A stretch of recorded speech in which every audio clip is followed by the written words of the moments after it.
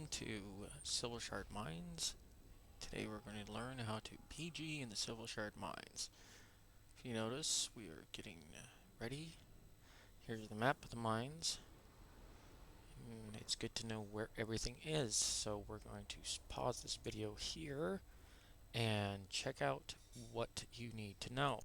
First, you need to know where to start and where the carts end. The start in that big circle in the middle of the map.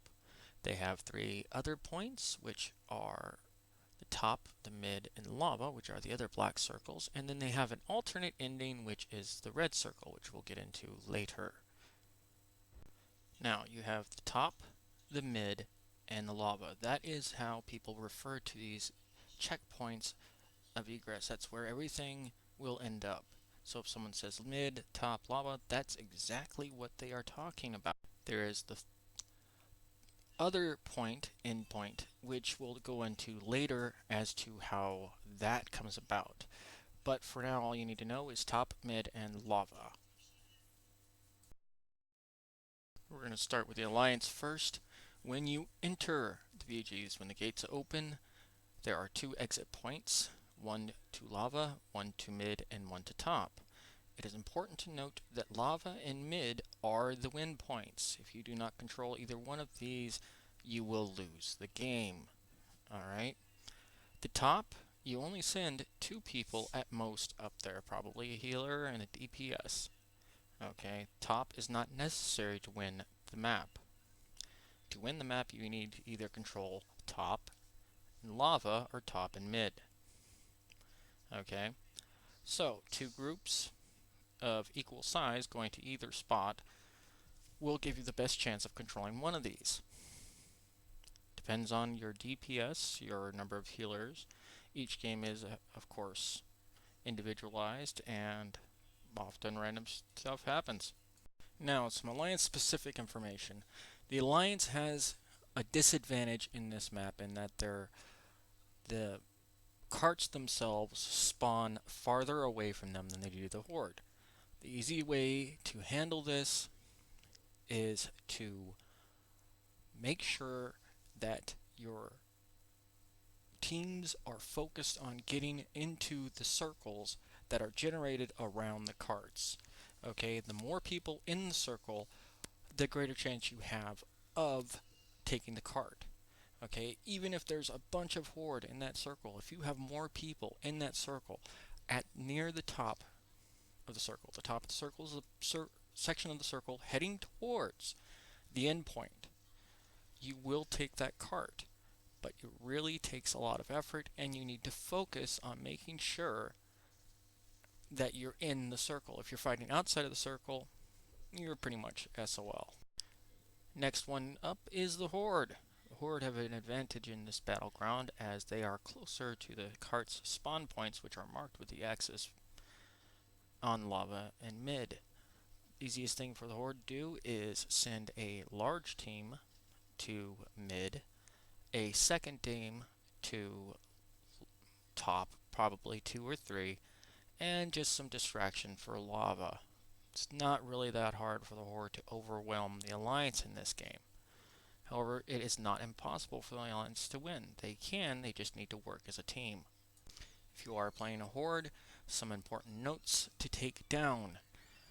The lava cart is often the hardest to take from the Alliance because of a shorter run that the Alliance has. You guys are almost equal to where the cart spawns. So it is easier to hit mid and top. So if you want to split your teams and have half your team go top, half your team go mid, you're probably going to go for an easy win in GG. Now let's talk about track switches. This is where your stealthies have their moment to shine. If you're losing the game, it is best to use the track switches, which are marked here on the map with the triangles. Each track switch will switch the carts that are being controlled by the opposing faction to the longer track. That means that it takes longer for them to actually get to the end point. You want to get the carts to the end point as quickly as possible because that is what wins the game, not having it on the track longer. Okay, that does not win. And the people who think that, I'm sorry, but you're wrong. It just doesn't win. Never has. But, good luck with that. Anyways, if you stealth up, click the track switch and change the track, more often than not, people are too busy fighting for the cart to actually stop you or notice that the track is switched, and it will go up to the end point back on the back burner there, that little mark up on the upper right corner of the video. It is a real hard thing to do to defend that cart because they won't leave it. They won't let you have it. Okay, so now they're stuck guarding this cart while you are free to go grab the other carts that are effectively unguarded and are running faster. So in the time it takes for one of these carts, like say the top or lava, to reach that endpoint, you can run mid twice. Okay, so that's something to consider when running this BG and you're running a little behind. Now we're going to move on to choke points. Choke points are slightly important in this game. They are points where you can prevent the enemy from passing you on either side or in the center. There's one for top, mid, and lava. The top one is a really good one. It gives you higher land, and you can effectively hold the ground, hold the map right there. The mid, kind of harder. It's a lot wider space. People can run from the top and jump past you, but it's not that difficult if you maintain an eye on what's behind you. Lava is very easy to hold. You can, it has the same problem with mid, but it's very easy to hold on to, and that's pretty much how you get the choke points. Only difficult thing is making sure no one lands behind you. Now to do some basic rundown on some BG information that you should know when talking about this specific battleground. CCs are very important if you're a CC class like a mage or a lock, someone who can really just throw down CC after CC. It's important that you have that. Now, like I said, you're about to see right here, stopping people from taking your cart. Okay, if you can CC in a group or one person from heading up there, you're basically limiting the other opposing faction's movement. It's very important. Okay, even if you die, this isn't a raid. Okay, you're trying to prevent the other team from winning, so you win, you get the marks, you get to get the gear. All right, not them. Okay. Now, by the way, those guys are pretty OP right now. Probably get nerfed, so I feel for you, but I really don't care. You're getting nerfed, hopefully. Moving on. All right. Another thing is constantly recheck your map. Now, if you see me sometimes in this video, I will be hitting my N tab, which is to pull up my specialization. That's because a few times during Battlegrounds, I've popped rezzed with a different specialization than what I had, and it's caused my character to glitch. Okay, now, getting past these guys can break a wall. Okay, say if they're using a choke point like the Horde are right now. The Horde are really doing a good job on this one, and they actually won this BG from the Alliance. The reason why is because they were using the choke point method. They set up a choke point, anyone that got past it, they killed. You see that? The top and the Horde is controlling the mid and lava. They're basically running the map. Okay, the game's pretty much GG.